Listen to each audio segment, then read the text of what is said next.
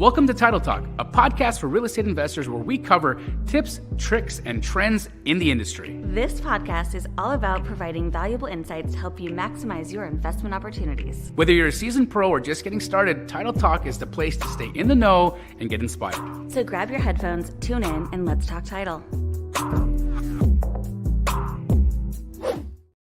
Hey! Hello.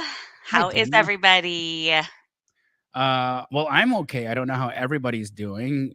You're included in everybody. So how are you? Why aren't you beside me today? I am super sad, but I'm not very mobile at the moment. I had a little bit of a mishap and broke my knee. You know, I understand that tragedy at a visceral level because I break everything, right? I've broken my ankle, I broke my arm, I've broken my neck basically twice. Your I've broken spine my have heart. some things. Yeah, my spine, heart, all the things, and so I get it. Not your heart, It's, not your heart. it's okay. It's the most resilient of the body parts. So It's um all about the repairing it back together too, right? yeah, it gets like any The muscle. journey. You have to tear it apart for it to get stronger and grow. So Yeah, that's how well, it in is. this case, it's a bone that decided that it wanted to get shattered into 3 different pieces. So So we're your gonna be patella is now patellas. patellas. Yeah, it's Your a patellas. it's like Chiquita bananas. Yep. Yep. Multiple It's a bunch patellas. of knees. It's a bunch of knees, They or the said the bee's good knees. news is it's the left, not the right. Yeah, I understand that too. Because when I broke my ankle, I broke my. What did I break? My left or right ankle? Oh, I don't know what you're talking about then. Last summer, I broke my left ankle, and now this is but I waited 7 months before, like, 7 weeks before I went to the doctor, not 7 months, 7 weeks, so I didn't think it was broken. This one, I thought, I'm gonna go the next day because I wanna learn that lesson the first time, and not wait so long. Because by the time I got to the doctor, they were like, "There's not a whole lot we can do for you other than to tell you you can't wear pretty shoes for a long time, and you're gonna have to be in an ankle brace and wear flats." So, I went the next day, and they told me it's fractured, and the only way to get it fixed is to have surgery because every time I go to bend my knee, it's just gonna re-break itself and make it worse. So, yeah, there's that. So, guys, in Arizona, it doesn't rain very often. When it does, people don't know how to walk. Our shoes don't work on sidewalks. People don't drive that good. Clearly, I didn't walk that good. And I love Justine's comment. She's like, "I love white folks." I'm like, I don't know if, like, breaking your knee is just necessarily a white thing. Maybe. I mean, I don't know. But lots of non-white people break their knees. I haven't broken my knee yet, though, so maybe I don't know what I'm talking about. But, in any event, it's wonderful to see you. Again, I'm also sad that you're not with us today, but I'm super happy that we're here today because Title Talk, guys, is my favorite show of the week where we talk about all of the fun things that are happening in our industry, trends, what we're seeing in the data, and also to interact with the audience to see how you guys are doing in your real estate investment businesses and what things y'all are seeing in the marketplace. So again, if you guys have any questions that whether they be deal related, title related, there's a lot of ways to get tripped up in a transaction if you're in the middle of a transaction and break are your we going to knee. talk about all the things that trip us up today? I am going to try and break the record of how many different references I can make to Broken things. getting down on our knees and asking for Okay, I think we've got 3 so far. Bobby, are you gonna getting keep down count on our for knees us? and asking God for a break. Oh, yes. Well, Yeah, he's keeping count. Yeah, guys, this is the dad joke episode, and we are coming to you live from Phoenix, Arizona, and happy to be here. So, for those of you that don't know, I was just in Canada, and I do want to shout out just some of the differences between investing internationally, right? Oh, I love this question from Josh. We'll get to that. We'll get to that real quick. Um, in Canada, one of the things that they have, that one of the things that they do there that we don't do here in the United States, which I think makes investing in the United States so much better than investing in Canada. In Canada, you can get a 30-year mortgage, but your rate only locks for 5 years. Wow. And so And all then of is it those fully people, adjustable? 100%. So Okay. every mortgage in Canada is basically an adjustable rate mortgage. Within 5 years, they're going to, or in 5 years, your rate is now up for renewal, and they're going to put you at market rate. And that's one of the things that doesn't happen here in the United States. It's why we're experiencing the real estate market that we're experiencing right now. In this climate of high interest rates, we've got a lack of inventory. Dena, you sent me a slide earlier today, and I wanted to highlight it because if we take a look at inventory, we still have dangerously low inventory levels, right? And so right now it says that where are we at right now, Dena, in terms I'm of gonna pull it up historical? too as we speak. So we were talking about the US foreclosure activity, right? Yes. And how it's dangerously people talk about foreclosure levels and things like that. It's low. And it's still below pre-pandemic levels. And that was a slide that I got today from Adam Data. And actually the reason that spurred the conversation, I was on a webinar earlier and we were talking about how rates had ticked up. And so what becomes attractive is, you know, buying down points to purchase, a cheaper rate, given that we think in the next year or two rates will, you know, go down again.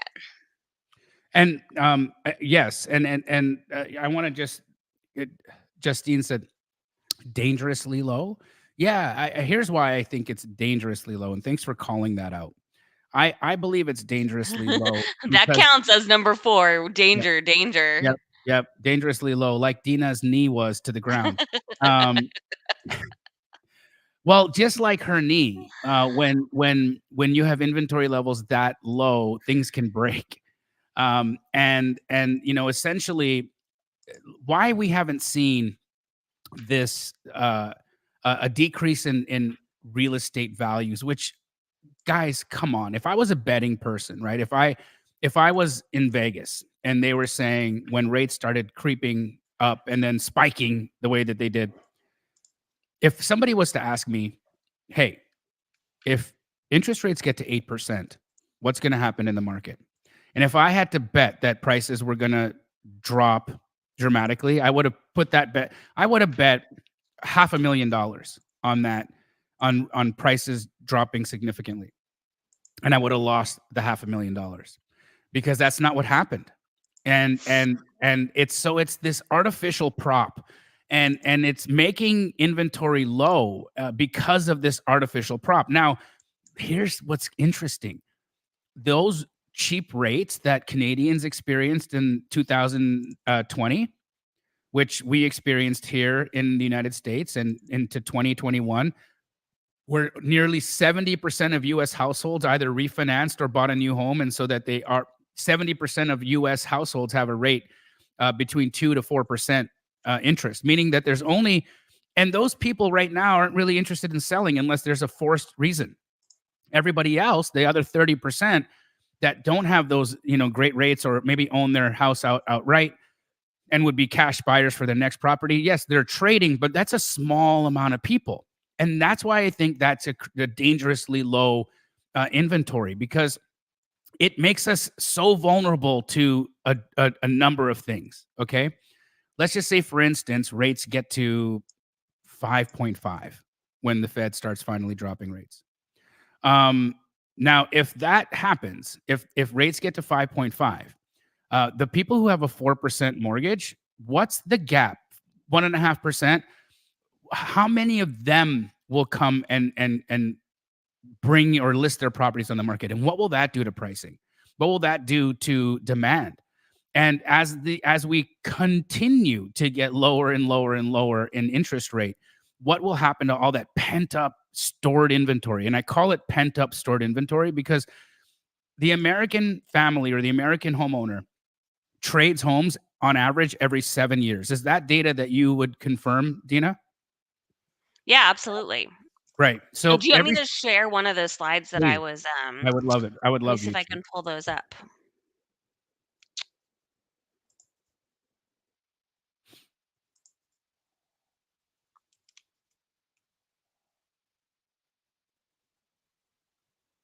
So while Dina's getting her slides ready, what I was trying to explain is that as we have changes in variability or in changes in different variables in the market, when we have all this pent up inventory, small fluctuations, small changes create mass movement. And that to me is the danger. And that's why I think we've got dangerously low inventory because if we get a flood of inventory, what's that going to do to the market? I like it when things are steady. I like when a market steadily declines, or I like it when a market steadily increases, or I like it when a market is steadily flat because steady is bankable. Steady is predictable. Steady means if I know what's going on, I know where to put my money because I can bet on what the outcome is going to be in 6 months. When we're in circumstances like this, holding becomes a little bit arduous, right? And it flipping becomes a little bit more um, variable. It becomes a little bit more risky. And so just all of these different factors, I think for me as a real estate investor, I want to eliminate as and or de-risk myself as much as possible. And understanding at least these variables is extremely important to make good decisions moving forward in the market. Now, there was a question here about double escrows. Bobby, if you would put it on, I would be amazing. There we go, Josh. Josh, is it Weezer or Wiser? What would you think, Bobby? I think it's Wiser. Wiser. Josh Weiser. That's a wise name. My title company says double closes in escrow are illegal. I was under the impression it isn't for Wisconsin. Is there something we can clarify with them going forward? So, Josh, let me explain to you what your title or your escrow officer, your title company is doing. They are telling you lies, flat out lies. Okay. Double escrows are not illegal. Double escrows are legal in every state in the United States. Okay. Legal. It is absolutely legal to do pass-through funding as long as disclosures are made to the parties that funds are being used from one escrow to close another escrow. It's completely legal. Now, when a title company says that, it's because they don't know how to do it or that they are so removed from investor files that they just don't know how to do it. They just don't know how to do it, or they don't know how to explain it, or they don't understand. They don't have enough experience in that transaction style to be helpful to you. So instead of saying to you, Josh, as a wise man, why don't you just go to another title company for this type of transaction? Instead of giving you the honest answer, which would lead you to a different vendor, they lie. They lie. Which is unfortunate. Like, I It, mean, that shouldn't be the case. yes. And it's absolutely it's ridiculous that that title company would say that. I mean, in my opinion, I think when people misinform, especially in the when you are representative of a like a trans being able to make a transaction happen as a title company, right? Now all of a sudden you're throwing around words like illegality, which are look at this dog. That should be illegal. What he's doing right now is sitting on my couch. No, it shouldn't. He's so cute.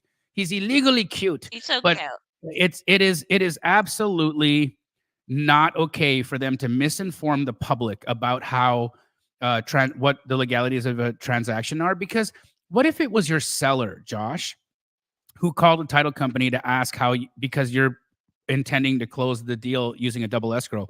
What if your seller called a title company and they said what this person is trying to do is illegal? What would that do to your reputation? What would that do It to would the rapport be that you built with that garbage. seller? What would that do with your reputation with trying to do business in that regard, right? It would be destroyed. It would absolutely destroy your reputation. It would destroy your credibility with the seller. All of the time, money, and energy that you spent trying to get that lead under contract would be for waste. Why? On a lie. And so here's my opinion, Josh. I think that now that you understand that you're dealing with an absolute BS title company that doesn't know what they're talking about, it's your responsibility to work with one that does. Now, I know for sure that Fidelity Title is in Wisconsin. I don't know any of the title officers or escrow officers in Wisconsin that can help you, but I know Dena can. So, Dena, how would they reach out to you in order to be connected to a Fidelity Title in Wisconsin? In Wisconsin. So, I love Wisconsin people. They're usually so friendly. All our neighbors are Wisconsin folks, and they're super friendly and very nice. Just email titletalk@fnf.com, and I Oh, will tell you, we don't have title companies in every single market, but we do have them in a lot. And if I know somebody there that can help you, I'm absolutely happy to. yes. And just for added clarity here, one of my Keegley franchises from Wisconsin, okay, happens to be a U.S. Marshal. Okay, Ooh, but his he wears a badge.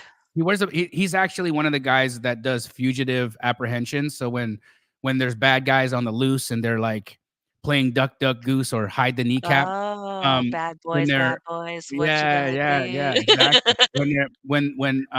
When that happens, he's the guy that they call to go and catch the bad guy. We all And need one of those guys in our corner.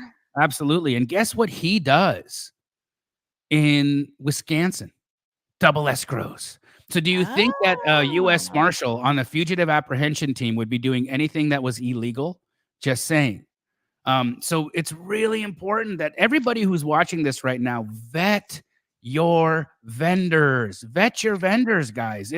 It's so important that you're not dealing with BS people that are just giving you like misinformation because they have a lack of knowledge in something. When somebody asks me a question that I don't have the answer to, I don't answer illegal.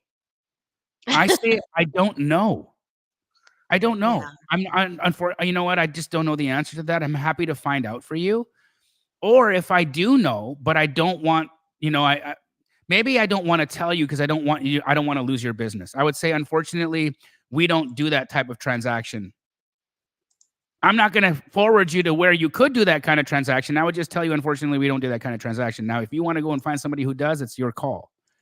But I think it's important that we uphold a level of integrity and information that we share with people, especially when we're doing this as a business. And title companies have that level of ethics that they have to hold, which is again why I'm so vocal about my relationship with Fidelity National Title because Well, we're a here's third party, right? We're the yeah, neutral. absolutely, absolutely. It's And so it's funny. Like early on, like I feel like uh, there's a lesson I got early into school, which was, if you don't know the answer, it doesn't make you stupid. But what happens is sometimes people feel like they have to give you something even if they don't know the answer. But that actually isn't the right approach, right? It's like go find out the answer. It's okay to say you don't have the answer. It's okay to use your resources. It's okay to leverage the other people around you to ask a question. I ask you questions all the time and like, hey, do you think I'm using the right approach for this? Or hey, would you do this differently? Or, what do you think about this? It's like leverage your resources. You are not expected to have all the answers when it comes to this stuff. So it baffles my mind when people think that they're doing you any favors by just sending you down a rabbit hole, like saying it's illegal, because they it's don't lazy. actually know the answer. It's so lazy, isn't it as well? I think Hmm. it's just super lazy of that escrow officer to do that, and this is becoming an episode of Bash the Officer, like it's Dina's knee, but this is, not, Number pum pum. uh Oh, maybe we should do my surgery live on Title Talk, and we could open up all kinds of jokes for that. no, Was that this one? I would do a live commentary of it. Let's get to this. Oh, Josh Weiser again with an incredible question and a plug for me. Also, is it better to just use Jamil's cash to double close? Yes. Hold on. Clarify, Let me explain. clarify because it may or may not be to your advantage, and I'm not going to lie to you to get business just cuz. Okay, so what's my transactional funding used for? If you're in a state where you are required to have a real estate license to wholesale, like Illinois, using transactional funding to close your A to B escrow, it skirts your necessity to have a real estate license because you're no longer wholesaling the property. You are buying it, closing it, and then reselling it, even though it's the same day. And so, using transactional funding in a state that requires a license or a market that requires a license, like if you're in Philadelphia, you have to have a specific wholesaler's license in order to wholesale real estate. Using transactional funding gets you around that requirement. Secondly, if you are working with a real estate agent or a seller who is not okay with you assigning a contract, okay, so if they say no assignments and they're just absolutely, you know, not going to bend on that, like Dena's knee that day, then you absolutely want to use transactional funding because now you can still close the deal and not have to, you know, break the transaction again, like the knee. Um, sorry, is it too I think much? you're up to at least a dozen. Yeah. Where are we at, 6. Bobby? We're at 6, only 6. 6? Oh, okay. Here we go. We got to pump those numbers up. Yeah. We Put a got we put a heartbreak in the comment if you want to hear more broken knee jokes. But yeah, it's just like so it's here's the benefit of using transactional funding if you don't need to, like because of those reasons, but you just want to use it. It legitimizes you to your if you have a real estate agent that you're working with right now, and you're like, this agent's going to be, you know, my Monique Walker. When I use Monique Walker as a description instead of like a noun, I'm using that because she's my unicorn agent. She's the agent that I do anywhere between 5 and 10 deals a month with. I make a tremendous amount of money with this lady. She's awesome. And if I was first wanting to, if I'm like coming into a relationship and I'm like, oh, that's a potential Monique Walker, maybe I don't necessarily want to use a double escrow mechanism in that deal because I want to show that I have access to capital, right? And so I don't want to have the real estate agent have to explain to the seller that, hey, by the way, this buyer didn't have their own funds to come to title with to close. So they're going to use their buyer's funds to fund our escrow, which just complicates the conversation altogether. And it makes you look like you're less professional. It makes you look less capitalized, even though the deal is closing, which is still kind of a weird thing. But so using transactional funding could be extremely advantageous for you. And because my transactional funding is so cheap at only 1%, you can say, okay, what's the lifetime of relationship value that this agent's going to bring me? Oh, this agent could be somebody like Monique Walker that I do 5 deals a month with. Okay, well, is it worth you using transactional funding 1 or 2 times where you spend 1% of the deal so that you bring actual cash to the table? The answer to that might be yes. Or you might be dealing with an agent that's super investor friendly and understands double escrows and doesn't care, then don't, right? But I think in the beginning, especially when you're just establishing a Building relationship like that confidence. and building confidence, coming to the table with cash like that and having it close in your name is powerful. And so I would recommend it to people in that situation. It's as a show of strength. Now, if you guys want to know what the company's name is, it's flipcashtoday.com, flipcashtoday.com. And happy to fund your next deal. Another really good reason for using a mechanism like that, regardless of what market you're in, is if you think that there's somebody in the transaction that's not comfortable with whatever terms you guys have come to on your B2C or your C2D, right? Like if you can close your A to B contract and everybody's kosher, but you know there's going to be a hiccup down the road on one of those other two, it may just be worth paying the 1% to not have to have a hiccup in the giddy up. I agree. And so all of these things are really, reasons why transactional funding is super useful. I personally, so you guys know, when I was first wholesaling, I actually used hard money to close some of my A to B contracts instead of doing double escrows for the same reason, because I wanted to build confidence with the agent and da da da da da.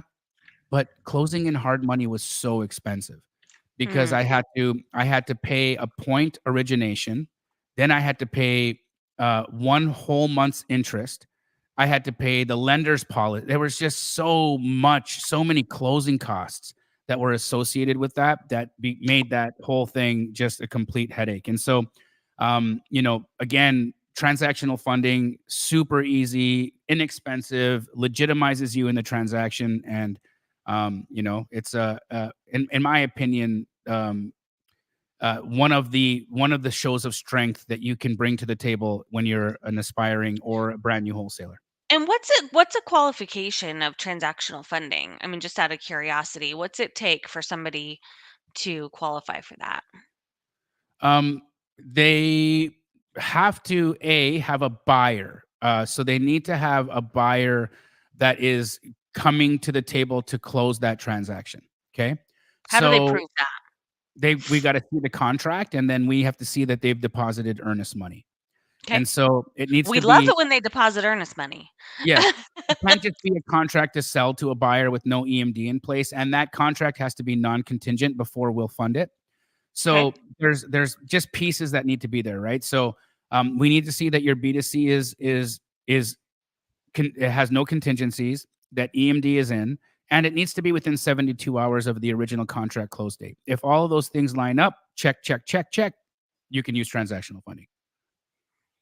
No credit score, no. Oh, you do need a credit score of 800.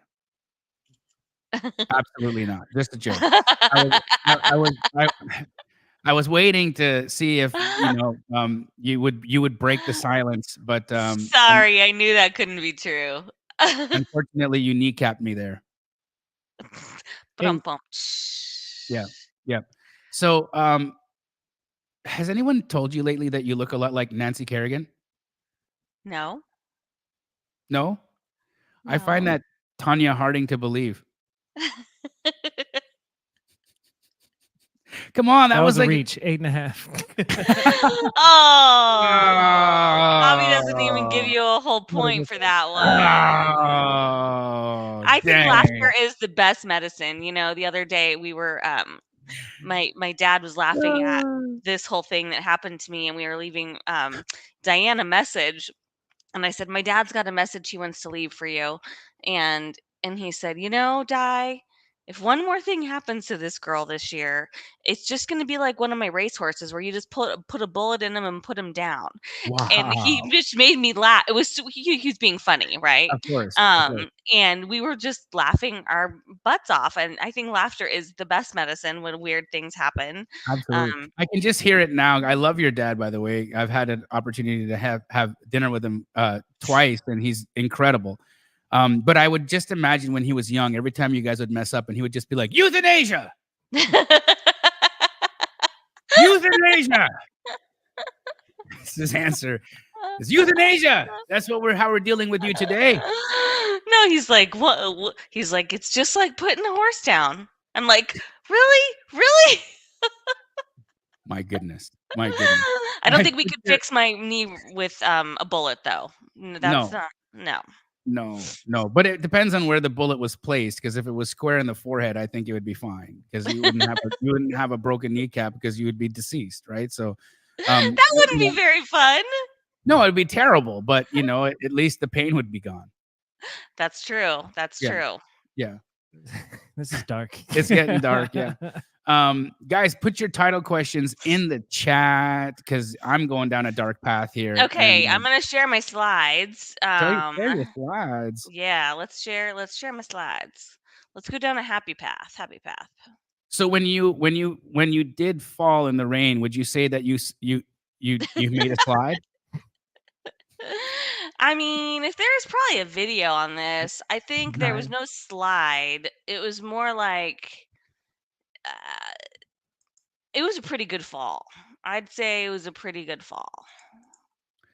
I wish I had that on camera. Is there Yeah, security footage anywhere that where did this happen, and who could I pay to get security footage? I No. know, right? Let me see if this is Oh, working. did you hear Bobby? He said we need to see it. Ah, we need to see it.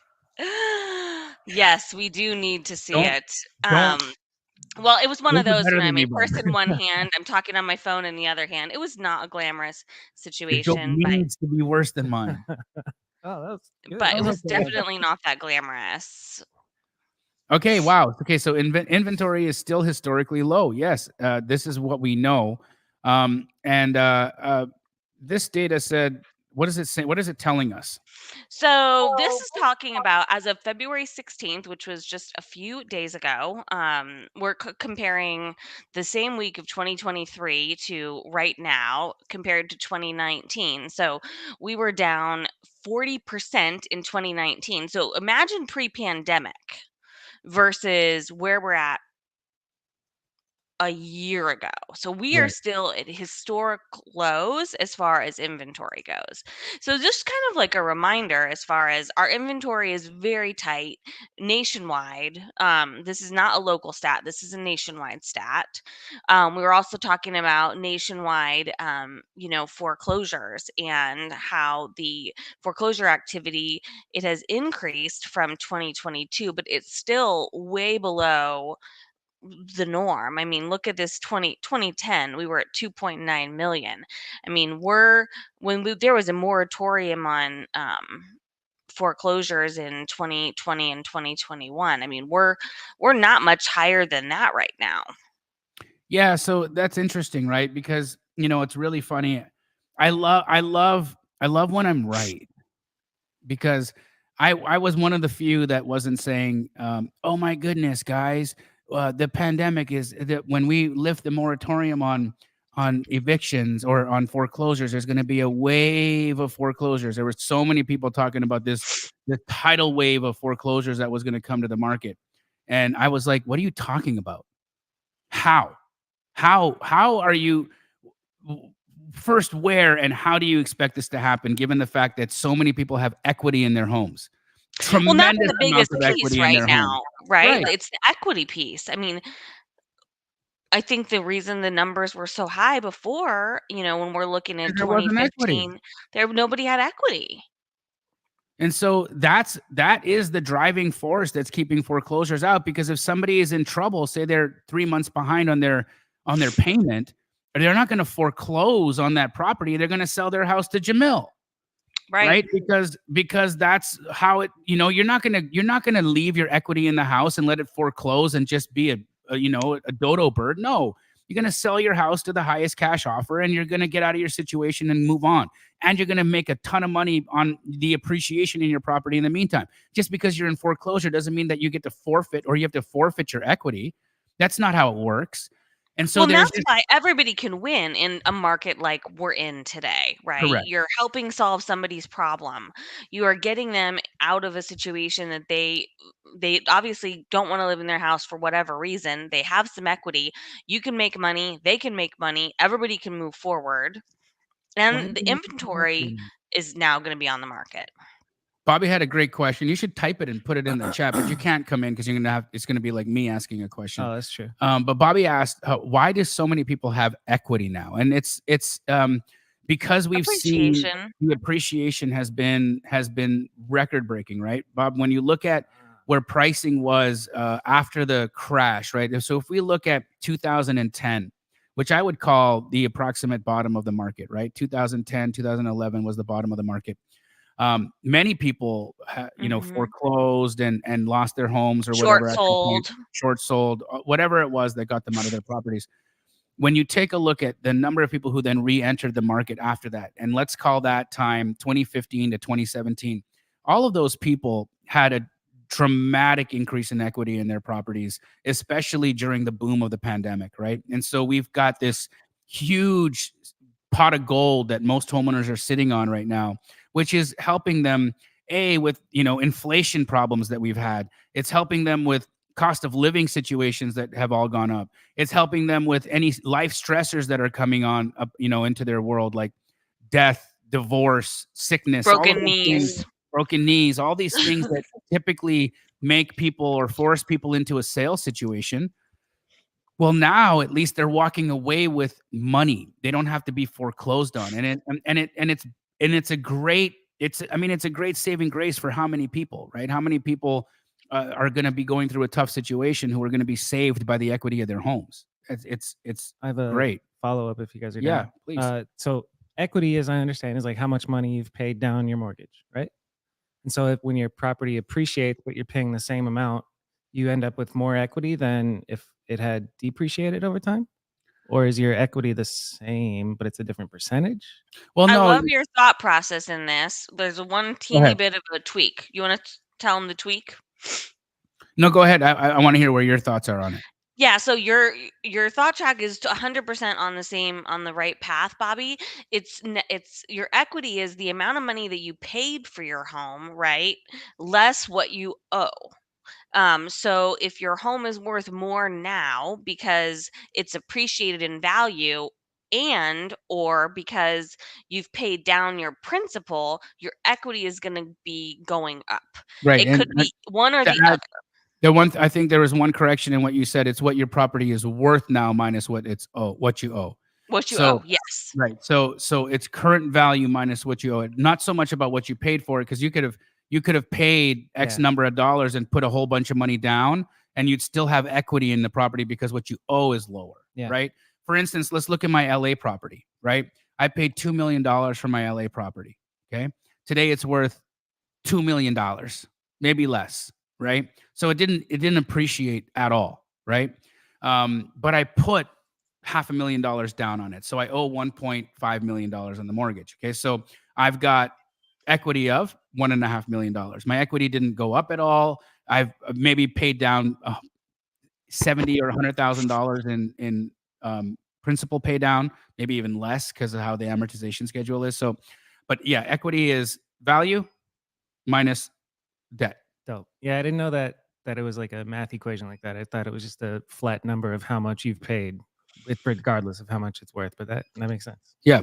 And that's why spikes in value like we've had during the pandemic in 2021 up to 2022 dramatically increased people's equity positions in their homes, because that's the thing that none of us can really predict is how's the market going to affect my appreciation. Otherwise, if what you had just described is how it worked, then real estate would be predictable.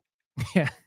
Like Yeah. the most predictable thing, because you'd be like, well, I paid this much every month, it's pretty linear, and at the end of so long, my equity is going to be this. But when you have this beautiful cyclical nature of the real estate market that is driven by supply, demand, and fraud and many other governmental forces,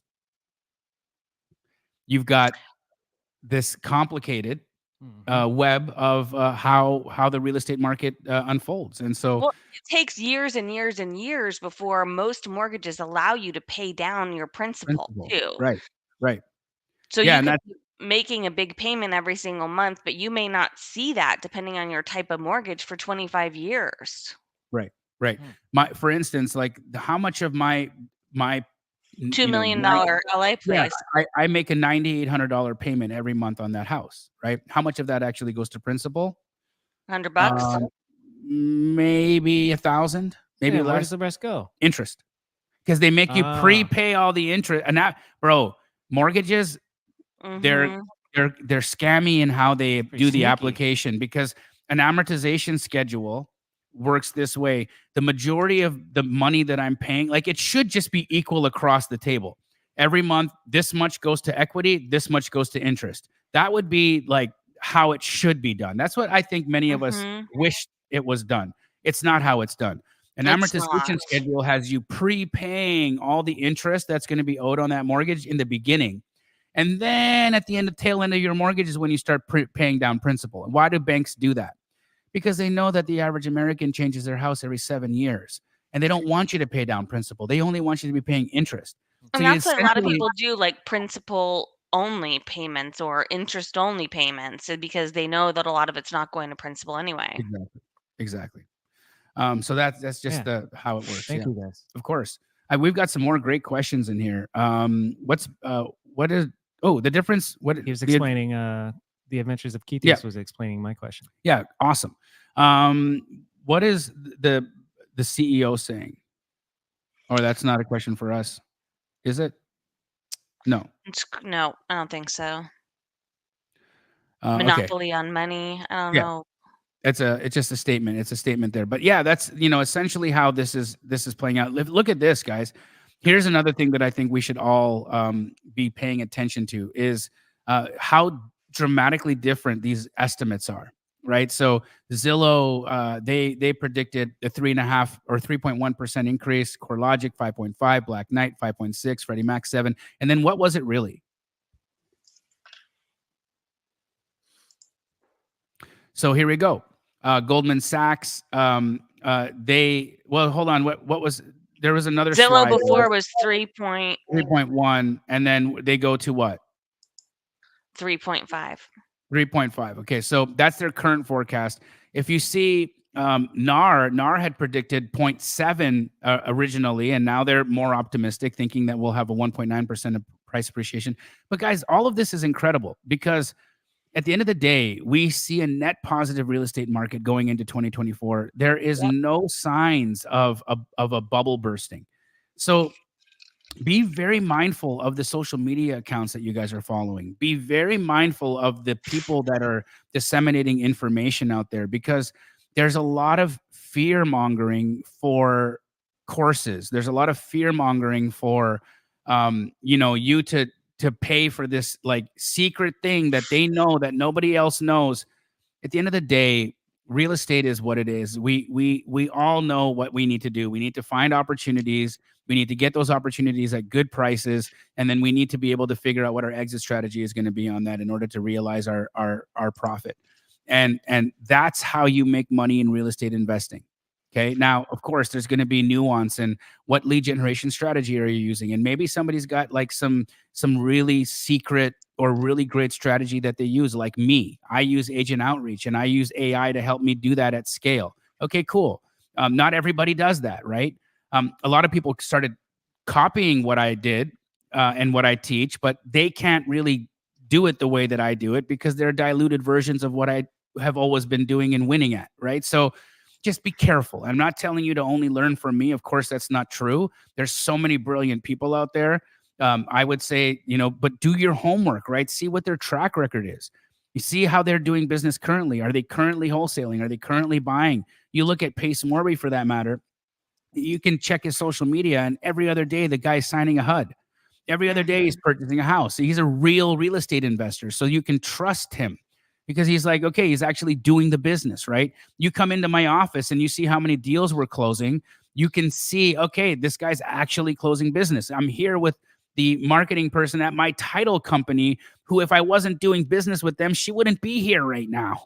You know what I'm saying? So these are realities just to keep in mind and be just mindful of the folks that you're getting your information from, because there's an intention behind it sometimes, and you want that intention to be for your benefit, not for theirs. Jason Santiago said, I tried calling Fidelity National Title in and around Dallas, Texas for a foreclosure list. Anyone know companies in Dallas that will allow access to foreclosure lists? Yeah. So you've got a tremendous resource in Texas that you could hook Jason up with for some Yeah, data, right? absolutely. So I'd reach out to Leanne. I just dropped her contact info in the chat for you, Jason. Leanne is a friend of the show. She was who we had Yeah. on Title Talk. Phenomenal escrow officer. She loves doing business with investors. You should go back and watch the episode that we did with her so you can get a feel for what she's like. She's a badass. She is an absolute badass, and I think that you'll really enjoy doing business with her. But in addition to that, she's going to be a great resource for you as well. Yeah, and I'd say also just on your approach for that kind of stuff, guys, when you're calling just offices, I mean, because I know this is the easiest barrier to entry, right? It's like you want to Google, okay, investor friendly title company in Dallas, and you're going to come across a bunch of different websites. Well, what's going to happen is you're going to call their office and you're going to get oftentimes an assistant or, you're not going to get their sales and marketing team who are versed in resources. Right. So I would definitely, if you're going to make those phone calls, I would call and try to make an appointment with somebody on their sales and marketing team I would try to build a relationship with them. I wouldn't just call and start asking for stuff, because on the escrow Mm. side, they definitely are not going to necessarily have access to all of those marketing and sales resources, and they may not know about them, right? So I would call and try to build a relationship with somebody on the sales and marketing side. I would try to meet them for coffee. I'd say, hey, can I buy a coffee? Can I pick your brain for 15 minutes? When are you going to be in the office next week? I'd love to meet you in person, and try to build a relationship. Imagine, this is somebody that you would want to be building a relationship with you. How would you want to be treated? So some oftentimes, if you call and you just start asking for stuff and they don't have the answer, they might just tell you sorry, they can't help you, and turn you away. But if you approach it from a different perspective and you go into more of a relationship building mode, I think you're going to find yourself getting a lot further a lot faster. I agree. I agree. And it's kind of like you imagine it like dating somebody, right? Ooh, Uh I love that topic. you got you you got to look at it like that, because if you get into it in like, okay, so let's just say for instance, wanting to, I just start talking to a lady. And right out the gate, I'm like, okay, hey, can you do this? Can you do this? Can you do this? Can you do this? Like, what's the likelihood of that person's going to feel like I'm in the relationship for good reasons, or that I'm looking for a mutually beneficial relationship? Very low, right? They're like, this guy is just asking for stuff all the time. He just wants this, or he just wants that, or, it doesn't sound to me like this person really gives a crap about me. So you always gotta like anthropomorphize things and make businesses people. Think about them as like, what would I feel like if this was how I was being approached, right? And then use that as your guiding light to how you should approach people. Put yourself in everybody's shoes and then have the conversation. And when you can do that and you can see how you would respond to you in that circumstance, maybe you would absolutely change the wording. Or, maybe you would start off with, "Hi, I'm Jason. I'm an investor. I do X number of transactions every month. I'm looking for a new title relationship. I'd love to understand what resources I might be looking for, or I might have access to if I brought my business to Fidelity. Would you mind introducing me to the person at your company that could help me understand that?" Now all of a sudden you're like, okay, here's a person who means business. They've dangled the carrot of deals, and now I want to get that carrot. So I'm going to do what I've got to do to get the carrot, which is going to be give you the resources that you want. And so mutual benefit, mutual benefit. Everything has to be of mutual benefit. Otherwise, there's no reason for the relationship to exist. And at that point too, it's a great conversation for you to say, "Hey, I'd love for you guys to look over my entity docs so that when I have the ability to bring you my next deal, I'm all set up in your system," right? That is, you are speaking their language. You're fast tracking your success to being able to closing transactions with that title company, and everybody's off to the races in a really good place. Agreed. Um, Sorry about that. So yeah, that's what's this saying? Okay, so sorry, I thought that was a new table. I love data, but you kind of took it away. Oh, You put it out there and sorry. you took it away. Sorry, there's one more. I've got one more table. One more Please. table.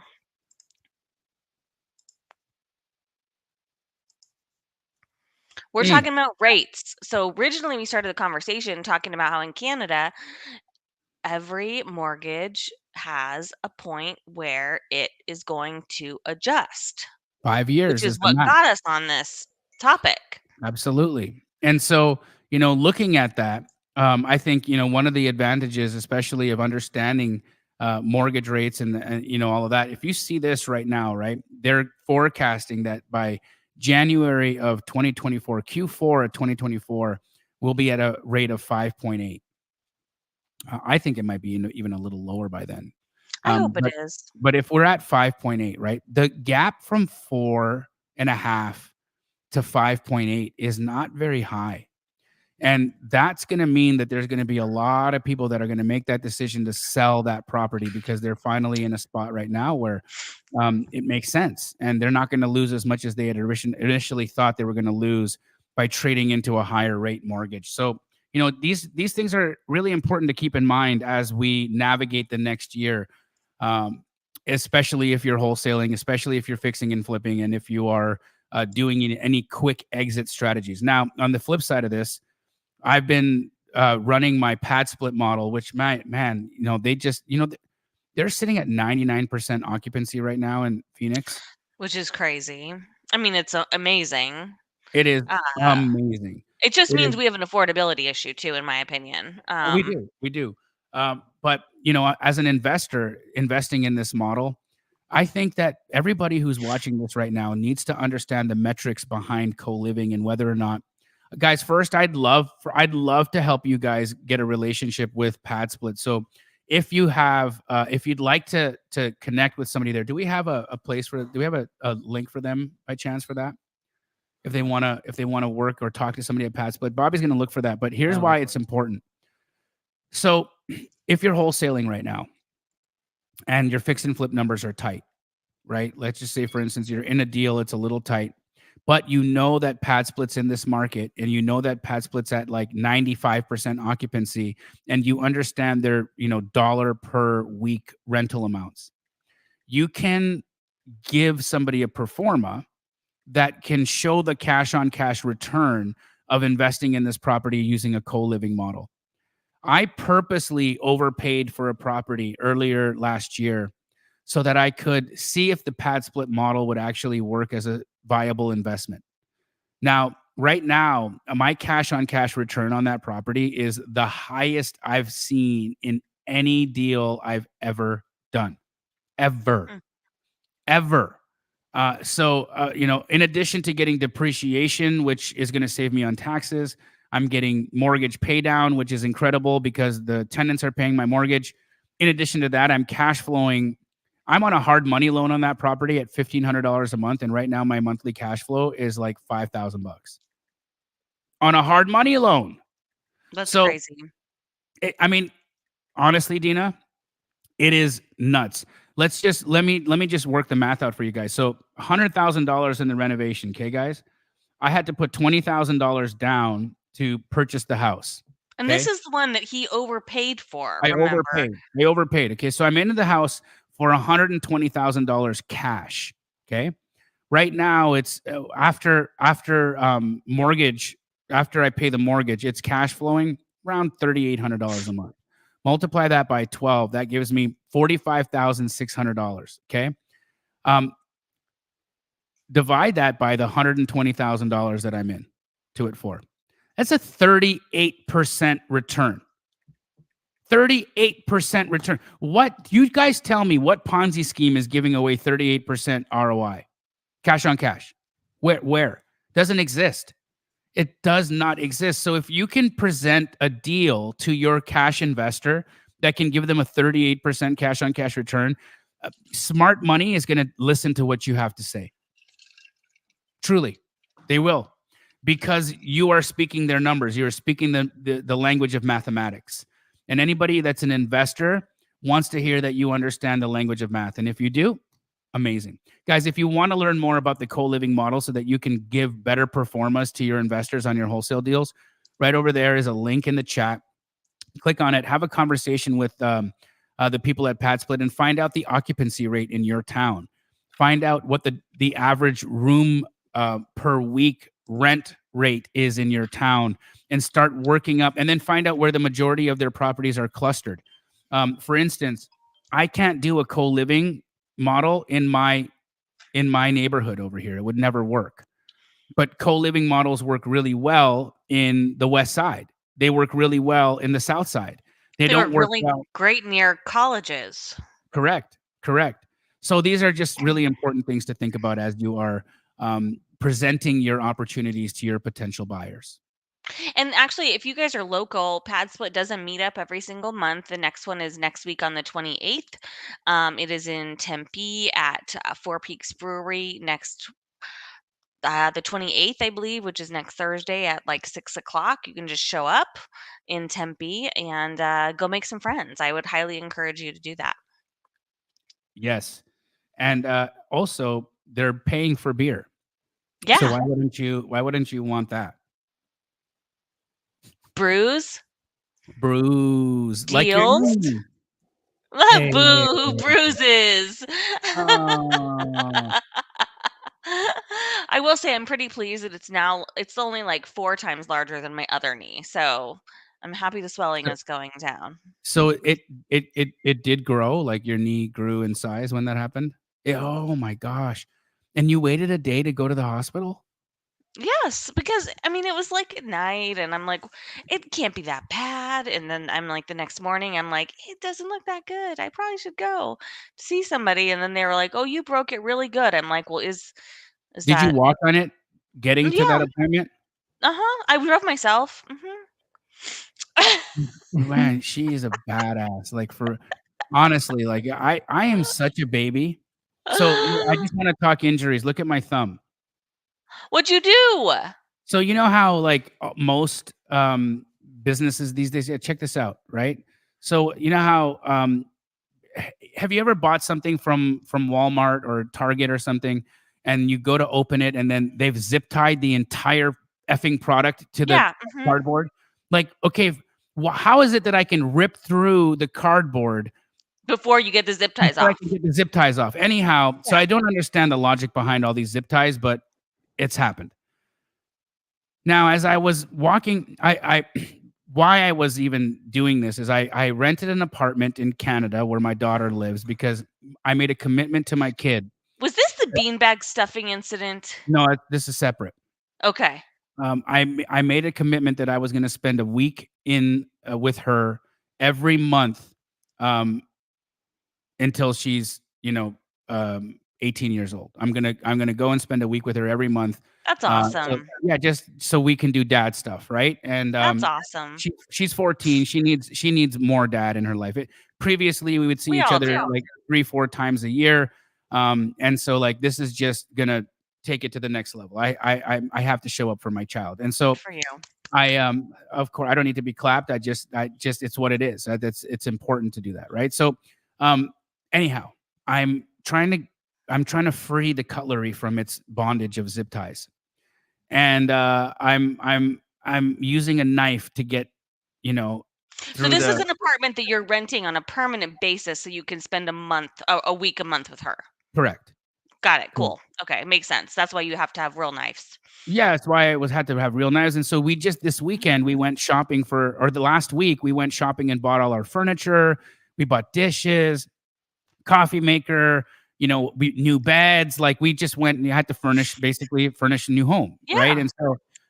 And so we needed cutlery, and so here I am, like trying to get the cutlery out of its bondage, and like I'm using a knife to do it, and it just snapped, and it went right through, and it stabbed me Oh, right in the finger, and it was bloody, like it was terribly bloody. And now I want you to picture this, okay? It's me bloody in fingers. with like blood squirting out of my thumb, and the only person that's in my house right now is the delivery person from Ashley Furniture who is putting together my couch. And now I'm like asking for help. I need emergency triage, and this man who's like his job is not to be a nurse. His job is to put together furniture. He's like, I'm like, I need help, man. I'm cut pretty bad. It's squirting out of my hand. And he's like, what do I do? I'm like, I got band-aids over here. So he's like, he's looking for band-aids. There's blood all over the place. It's like a biohazard situation. He could have refused, but he didn't. He went and got me my band-aids, and then like, he turned on the water and I'm washing it and I'm trying to apply pressure. And it was this whole thing. Anyways, we're best friends now. And Of course you are. the thing about Canada is that they don't have urgent care in Canada. There's no such thing.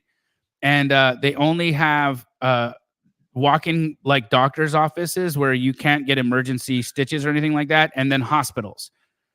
And so I would have had to have gone to a hospital and waited like 14 hours to see a doctor Or to get a forget stitch. about it. Yeah, so then I just ended up on the plane. I came home and I'm on a plane with this bloody finger. It's like all wrapped up and there's just blood like seeping through the wrapping, and there's bandages, but it just won't stop. It won't clot. So anyhow, I landed. I went to an urgent care and got stitched up, and I'm good to go. Well, I went to like an orthopedic urgent care on Saturday after this happened, and then I got the X-rays and they told me, "Oh yeah, it's officially broken." And they put me in a brace and they said, "Oh, just wait till you can, meet with the surgeon next week." And by Monday, my leg looked really funky and I was like, "I don't think I could wait." So I did go the ER route Monday night and I sat there for half an, you know, Half a like night. 6 Yeah. hours. It was like half the evening. It was very boring. Um, and they just told me it was still broken. So I'm with you on the skip and going to the hospital piece. Yeah. Yeah. If you can get it done at urgent care, get it done. But guys, this was a fun episode. You learned a lot about the Canadian healthcare system, um, And the mortgage system. mortgage system. We talked about Dena's knee and amazing things about the real estate market and how to understand, what inventory levels are going to be doing, how they're going to be behaving in the next year, how mortgage rates are predicted to move into the next year, and how you can take advantage of that. They did let me on a plane like that. Yeah, it was shocking, but they did. They know I needed to get home. And now you're home for just a few days and then you're off on the next adventure. And I can't wait till the next episode when we're going to hear about your next adventure. Yeah, I'm heading to a meditation retreat in a couple of days to Cancun. I was been told it's called Cancun. I'm not supposed to say Cancun. I'm supposed to say Cancun. I'm Oh, going to Cancun for a week. For those of you that are familiar with who Joe Dispenza is, I'm going to a Joe Dispenza meditation retreat for 7 days, I am where so for excited for you. yeah, it's cool, man. When you go to these things, you meditate for like 50 hours for the whole week. It's like, it's intense. It's really hard work, but it's really enlightening. And so Yeah. I'm excited to do that. And I'm happy to share with you guys the insights that I gained while I was there. But Tina, I love you so much. I hope Love you you too. have I love you. I hope your knee does well. I hope that all the things in your life are incredible, and Thank we're just so you. grateful to have had you on today's episode. And she showed up, guys, in pain, all the things they couldn't stop her. Look at her. No way, She got man. all dressed up. She looks fantastic. You're awesome, guys. And do us a favor. If you liked our episode and you like Title Talk, like this episode on YouTube right now. Don't be lazy. Just use your finger. Just Give it move a up. little love. Give it a Yeah, love. just a little likey like is Share really it with your helpful. friends. Yes, and if you haven't already, subscribe to the channel. It helps us extremely, and it just allows us to do and create more incredible content for you guys. And we'll be back in 2 weeks. We're going to hear all about my knee surgery and we're going to hear about the Joe Dispenza meditation retreat and all kinds of things, title and real estate related. Guys, thank you so much for being here. We appreciate you so much and look forward to seeing you on the next one. Later.